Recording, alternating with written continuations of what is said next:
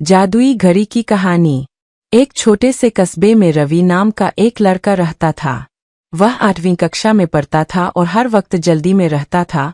School के लिए देर, homework के लिए देर, दोस्तों से मिलने के लिए देर। उसकी माँ हमेशा कहती, रवि, वक्त की कद्र करना सीखो, वरना वक्त तुम्हें पीछे छोड़ देगा। लेकिन रवि हर बार मुस्कुरा कर बात टाल देता। अरे माँ, वक्त तो बहुत है। एक दिन स्कूल जाते समय रवि ने रास्ते में पुराना कबाड़ी बाजार देखा। वहां तरह तरह की पुरानी चीजें बिखरी थीं। पुराने रेडियो, टेबल, किताबें, खिलौने। रवि का ध्यान एक अजीब सी घड़ी पर गया। वह पीतल की बनी थी, लेकिन उस पर रहस्यमयी चमक थी। उसकी सुइयां धीमे धीमे घूम रही थीं, मानो खुद जिंदा हो। रवि ने कबाड़ी से पूछा, भाया, ये घड़ी कितने की है? कबाड़ी मुस्कराया, बेटा, ये घड़ी सबके बस की बात नहीं, लेकिन अगर तुझे सच में चाहिए तो सिर्फ 20 रुपए में ले जा। रवि को यह सौदा अच्छा लगा। उसने अपनी जेब के पैसे दिए और घड़ी घर ले आया। उसने देखा कि घड़ी के पीछे एक लाइन खुदी हुई थी, समय को थामो, पर उसका दुरुपयोग न करो।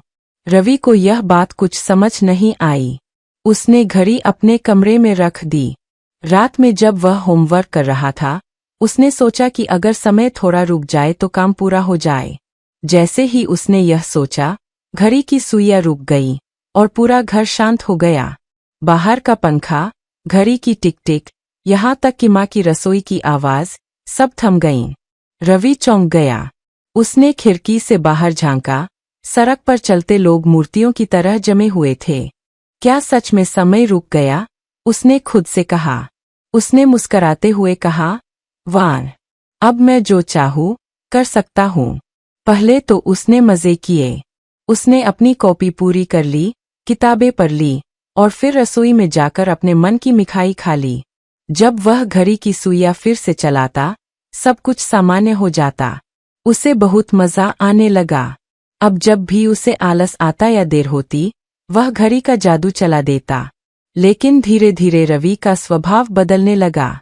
वह मेहनत छोड़कर हर काम में शॉर्टकट ढूंढने लगा।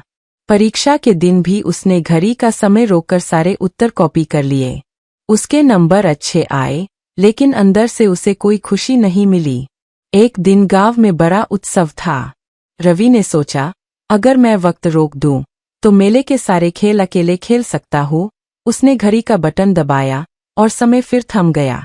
वह झूले पर बैठा, गोलगप्पे खाए, मिठाइयाँ उखाईं, सब कुछ अपने मन का किया। लेकिन जब उसने देखा कि सब लोग बेजान से खड़े हैं, कोई हंसी नहीं, कोई आवाज नहीं, उसे अचानक अजीब अकेलापन महसूस हुआ। ये कैसी खुशी है जिसमें कोई साथ नहीं, उसने सोचा। तभी उसकी नज़र उसी कबाड़ी वाले पर पड़ी, जो किसी तरह चल रहा था, समय रुके होने पर भी। वह बोला, रवि, मैंने कहा था ना, ये घड़ी सबके बस की नहीं। तुमने इसका दुरुपयोग किया है। रवि घबरा गया। मैं तो बस थोड़ा मजे लेना चाहता था। कबाड़ी वाला गंभीर स्वर में बोला, समय एक नदी की तरह है। अगर तुम उसे रोकोगे, तो जीवन रुक जाएगा। हर काम का एक समय होता है। उसे छेड़ोगे, तो संतुलन बिगड़ जाएगा। यह कहकर उसने अपनी उंगली उठाई और घड़ी चमकने लगी।